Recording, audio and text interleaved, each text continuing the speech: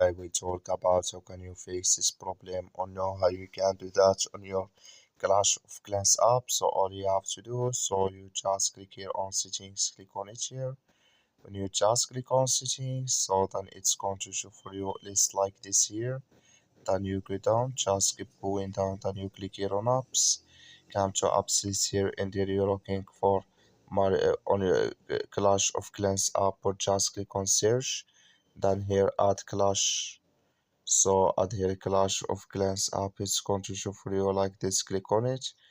Then it's going to take you to this list. Click here on for shop. Then you click on OK. Then you go down, just click here on storage. Come to storage list here, just click here on clear cache. Then all you have to do is so you just uh, turn off your Wi-Fi and turn on it again, then it's going to work with you. That's all you have to do. Thank you for watching. Don't forget to support us by liking, subscribe.